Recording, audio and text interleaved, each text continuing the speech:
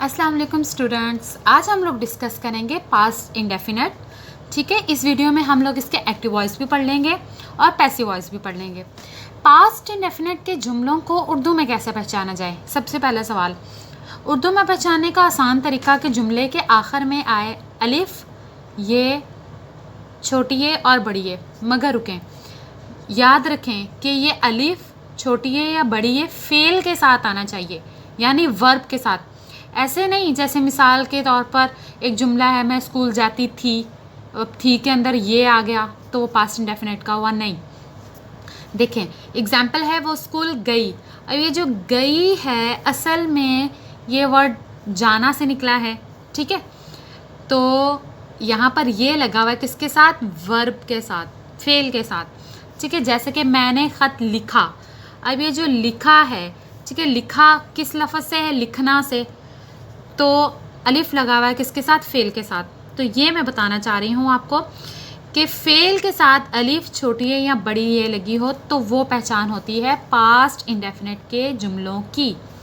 ठीक है, अब इनके पॉजिटिव सेंटेंसेस का हम सेंटेक्स देख लेते हैं। हमारे पास सेंटेक्स कैसे है? सब्जेक्ट लगेगा, फिर वर्ब और फिर ऑब्जेक्ट। आप सबको पता है सब्जेक्ट किसे कहते हैं। ठीक है, ऑलरेडी डिस्कस हो चुका है। देखिए, याद रखें पास्ट इंडेफिनेट के अंदर पॉजिटिव जुमलों में वर्ब की हमेशा सेकंड फॉर्म इस्तेमाल होगी। कौन सी फॉर्म? Second form, yes. ठीक है, अब जैसे हमारे पास एक जुमला था, पहले हमने डिस्कस किया, वो स्कूल गई। इसकी इंग्लिश क्या होगी? वो। ठीक है, लड़की है, गई से पता चल रहा है, वो स्कूल गया नहीं लिखा हुआ यहाँ पर, तो क्या लगाया हमने? शी। जाने की इंग्लिश क्या होती है? गो। ठीक है, गो की सेकंड फॉर्म होती है went. She went to school. ठीक है, जैसे एक और है, मैंने ख़त लिखा, आई रोट लेटर, क्योंकि रोट जो है वो राइट की सेकंड फॉर्म होती है। ये हो गए पॉजिटिव सेंटेंस। इसी के अगर नेगेटिव सेंटेंस हो तो क्या होगा? नेगेटिव सेंटेंस में सब्जेक्ट के बाद क्या लगेगा? हेल्पिंग वर्ब, और वो हेल्पिंग वर्ब है डिड। ठीक है, और नॉट का तो इजाफा होना ही है क्योंकि नेगेटिव जो बना रहे हैं। बट एक चीज़ और नोटिस करने वाली है, वो ये कि जब हमने हेल्पिंग वर्ब डिड लगा दिया, ठीक है, तो एक्शन वर्ब जो है वो सेकंड फॉर्म से फर्स्ट फॉर्म में चेंज हो जाएगा। जैसे ये देखें जुमले में, वो स्कूल नहीं गई।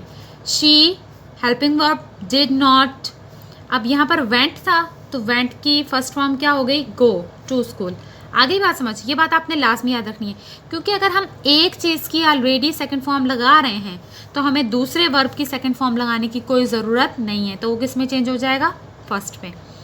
ठीक है, नेक्स्ट जुमला है, मैंने ख़त नहीं लिखा। इसकी ट्रांसलेशन कैसे होगी? I did not write letter. अब देखिए, ये राइट रोट की फर्स्ट फॉर्म, यानी कि हमने जब डिड लगा दिया तो हमें रोट लिखने की क्या ज़रूरत है? हम क्या लिखेंगे? राइट। ठीक है, अच्छा, अब अगर इंट्रोगेटिव बनाने हो तो इंट्रोगेटिव में क्या करते हैं? हम डिड का इस्तेमाल पहले करेंगे जुमले से। ठीक है, क्योंकि डिड क्या है? Helping verb. अच्छा, डिड जुमले से पहले लग जाएगा, सब्जेक्ट लग जाएगा, वर्ब लग जाएगा और ऑब्जेक्ट। वही बात यहाँ पर भी कि अगर डिड लग रहा है, सेकंड फॉर्म लग रही है हेल्पिंग वर्ब में ऑलरेडी, तो हमें एक्शन वर्ब में सेकंड फॉर्म लगाने की ज़रूरत नहीं है, हम फर्स्ट यूज़ करेंगे। जैसे क्या वो स्कूल गई? Did she go to school? ठीक हो गया। क्या मैंने ख़त लिखा? Did I write letter? इस तरह से बनेंगे। अब हमारे पास देख लेते हैं हम पैसिव वॉइस। ठीक है, कि पैसिव वॉइस कैसे जो है वो बनेगा। पैसिव वॉइस का तरीक़ाकार क्या है पास्ट इंडेफिनेट का? कि सब्जेक्ट लगेगा, helping verb, action verb, by और ऑब्जेक्ट। ठीक है, हेल्पिंग वर्ब पास्ट इंडेफिनेट के पैसिव के दो हैं, वाज और वर। वाज लगेंगे सिंगुलर सब्जेक्ट के साथ, वर लगेगा प्लूरल सब्जेक्ट। यहाँ पे मैं सब्जेक्ट बोलती हूँ, मैं यहाँ पे नाउन प्रोनाउन नहीं बोलती, क्योंकि पैसिव के अंदर हमारे पास सब्जेक्ट कुछ भी हो सकता है। और एक्शन वर्ब तो भाई थर्ड फॉर्म ही लगनी है, कुछ भी हो जाए, चाहे टेंस कोई सा भी हो, पैसिव वॉइस में एक्शन वर्ब की थर्ड फॉर्म ही लगेगी। ठीक है, अभी देखें जुमला, मैंने ख़त लिखा, ये पॉजिटिव है, आई रोट लेटर।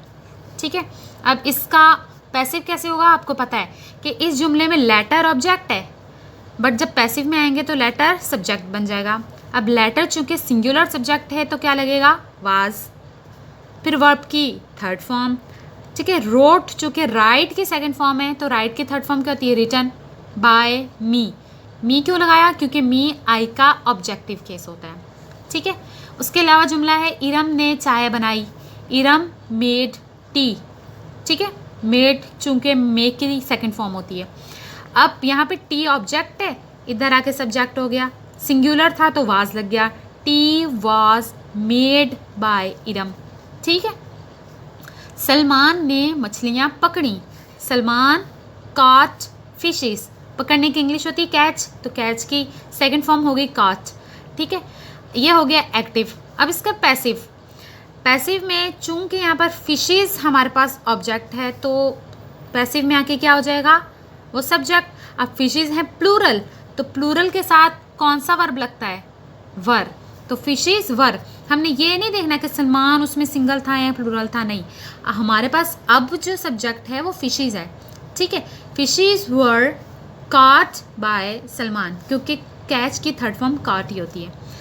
अच्छा, उसके बाद है घोड़े ने मुझे लात मारी, ठीक है। हॉर्स किक्ड मी, हॉर्स किक्ड मी हो गया। अब यहाँ पर देखें, मी ऑब्जेक्टिव केस है किसका, आई का। अब अगर इसे हमने सब्जेक्ट बनाना तो हम आई करके लिखेंगे ना। आई अब चूंकि सिंगुलर है तो क्या लगेगा, was. I was kicked bye horse हो गया पैसिव। अच्छा, उन्होंने हमें टीम के लिए मुंतखब कर लिया या मुंतखब किया, एक ही बात है। दे सेलेक्टेड अस फॉर टीम, ठीक है। आप देखिए यहाँ पर क्या है, फॉर टीम एक एक्स्ट्रा वर्ड है जिसे आप आखिर में यूज़ कर सकते हैं, आपकी मर्ज़ी है, आप स्टार्टिंग में यूज़ करें, सही है। मुझे ज़्यादा सूटेबल लास्ट में लगता है। अब इस जुमले में ऑब्जेक्ट कौन है, हम। अस का सब्जेक्टिव केस वी होगा, यस। तो जब हम पैसिव बनाएंगे तो हम वी लगाएंगे। अब चूंकि वी प्लूरल है तो वी के साथ वर लगेगा, we were selected by them, क्योंकि दे का ऑब्जेक्टिव केस क्या होता है, देम, फॉर टीम, ठीक है। ये तो हो गए पॉजिटिव। अब देखते हैं कि नेगेटिव पैसिव कैसे होते हैं। जैसे कि मैंने ख़त नहीं लिखा, वही जुमला जो हम पहले बना चुके हैं, ठीक है। तो मैं आपको पहले ही बता चुकी हूँ कि हम जब नेगेटिव करते हैं तो क्या इस्तेमाल करते हैं, डिड नॉट, और वर्ब की फर्स्ट फॉर्म कर देते हैं। तो वही किया है मैंने यहाँ पर, I did not write letter, ठीक है। अब इसका जब पैसिव बनाएंगे तो पैसिव में ये वाला ऑब्जेक्ट सब्जेक्ट बन गया, सिंगुलर था तो वाज लग गया। रूल के मुताबिक नॉट हमेशा हेल्पिंग वर्ब के बाद लगता है, लग गया। वर्ब की थर्ड फॉर्म लग गई, बाय मी आई का ऑब्जेक्टिव केस लग गया, सही हो गया। इरम ने चाय नहीं बनाई, Iram did not make tea. वही बात कि हमने डिड नॉट जब लगा दिया है तो मेड मेक बन गया ना। अच्छा, अब टी चूँकि सिंगुलर है तो सब्जेक्ट के तौर पे यहाँ पे काम कर रहा है और सिंगुलर है तो वाज लग गया, tea was not made by Iram, ठीक। अब देखते हैं इंट्रोगेटिव। इंट्रोगेटिव भी बिल्कुल सिंपल सेम वैसे ही, क्या सलमान ने मछलियाँ पकड़ी, डिड सलमान कैच फिशेस। आपको मैंने बताया था कि डिड यानी हेल्पिंग वर्ब बाहर आ जाएगा, वर्ब की फर्स्ट फॉर्म हो गया ये एक्टिव।